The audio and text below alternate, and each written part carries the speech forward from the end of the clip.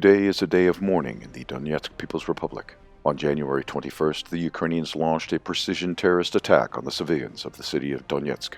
During the day, the urban agglomeration was subjected to at least 59 attacks. As a result of the Ukrainian attacks, 28 civilians were killed. Another 25 people were wounded, including 2 children.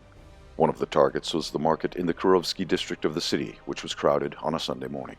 The Ukrainian army struck civilians with 155mm shells provided by NATO.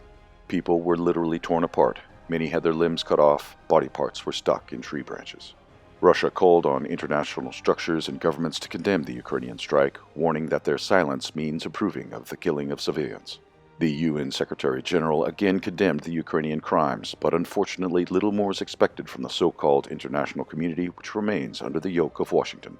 In particular, some European leaders are trying to justify their bloodthirsty position, claiming that Moscow allegedly unleashed this war and bears responsibility for all the victims.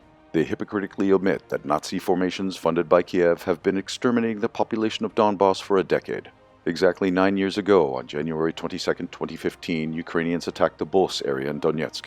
Then, 8 civilians were killed at a bus stop during rush hour, and 26 others were heavily wounded. Despite the monstrous crimes of the terrorist Kiev regime, the West continues to convince its public that Ukraine is a victim and requires help. As a result, those in power do not stop the shelling of civilians with the support of their patrons in Washington and Brussels.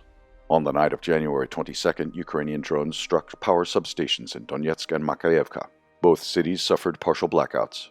At the same time, Kiev and the West are crying, accusing Russia of leaving the Ukrainian population without electricity in the winter cold. Indeed, the Russian army has every opportunity to completely destroy the entire Ukrainian energy system in just a few days. However, despite the fact that Russian targeted strikes have been ongoing for almost 2 years, the lights are still on in all large cities of Ukraine, albeit intermittently. The reason for this is that the Russian strikes target large powerful stations, the destruction of which primarily affects the work of military-industrial enterprises. The Ukrainians, even though they are experiencing difficulties, are still warm this winter.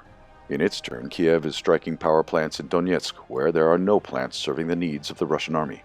As a result, the Ukrainian attacks are aimed only at further worsening the life of the population of Donbass, which has chosen its future in Russia.